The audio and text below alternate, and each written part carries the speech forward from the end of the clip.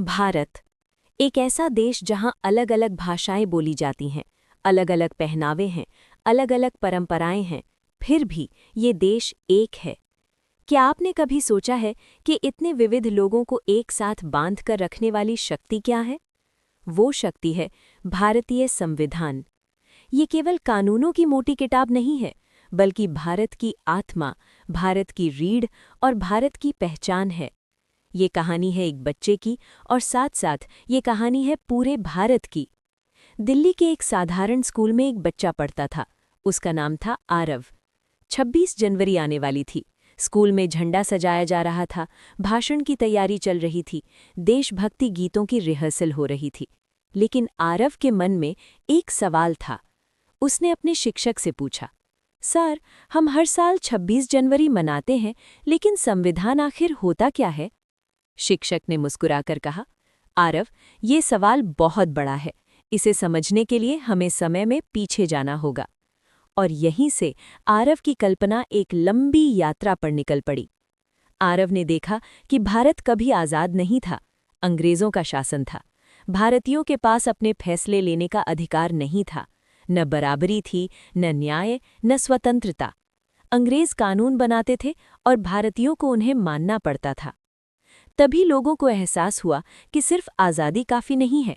आज़ादी के बाद देश को चलाने के लिए अपने नियम, अपने कानून और अपनी व्यवस्था चाहिए। यहीं से जन्म हुआ भारतीय संविधान के विचार का। साल 1946 में भारत के अलग अलग हिस्सों से चुने गए प्रतिनिधि एक साथ आए, कुल 299 लोग। इस सभा को कहा गया संविधान सभा।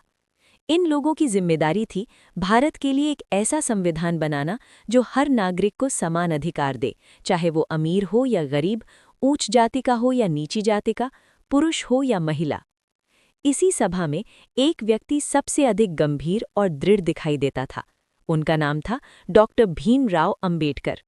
वे कानून के महान जानकार थे और सामाजिक न्याय के सबसे बड़े समर्थक थे। उन्हें बनाया गया संविधान मसौदा समिति का अध्यक्ष।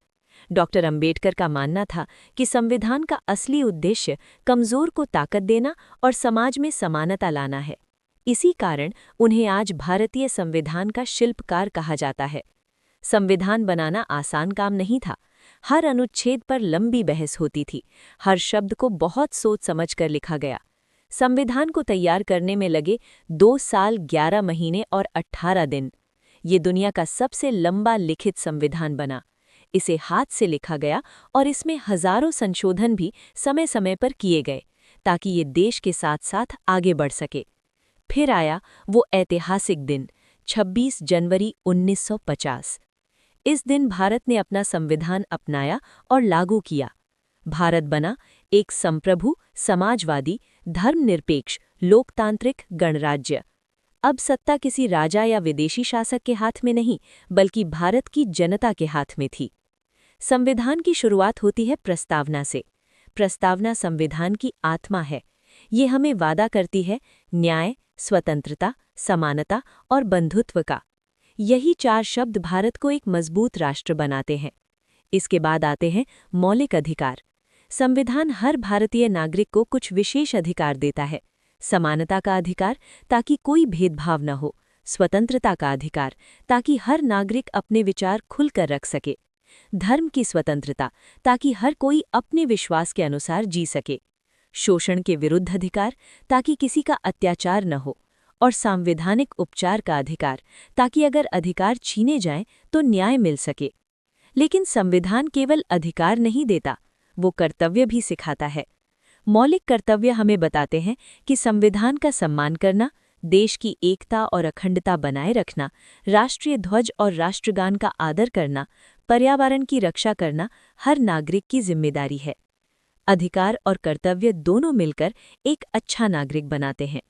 संविधान में राज्य के नीति निदेशक तत्व भी हैं। ये सीधे नागरिकों के लिए नहीं, बल्कि सरकार के लिए मार्गदर्शन है। इनका उद्देश्य है सभी को शिक्षा, स्वास्थ्य, रोजगार और सामाजिक न्याय देना। एक ऐसा भारत बनाना जहां कोई भूखा न सोए और कोई अशिक्षित न रहे। भारत का लोकतंत्र 3 स्तंभों पर टिका है। विधायिका, जो कानून बनाती है, कार्यपालिका, जो कानून लागू करती है, और न्यायपालिका, जो न्याय देती है।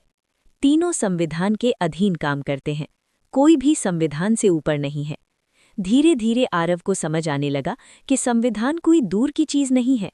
जब कोई नागरिक वोट डालता है, जब कोई अदालत में न्याय मांगता है, जब कोई अपने अधिकारों की बात करता है, तब संविधान जीवित होता है। आरव ने मुस्कुराते हुए कहा, संविधान सिर्फ किताब नहीं है, ये भारत की आत्मा है जो हर भारतीय को समान बनाती है। आज भी भारतीय संविधान हमें यही सिखाता है कि हम चाहे अलग अलग हों, लेकिन कानून की नज़र में सब बराबर हैं। जब तक संविधान सुरक्षित है, तब तक भारत सुरक्षित है। जय हिंद, जय संविधान।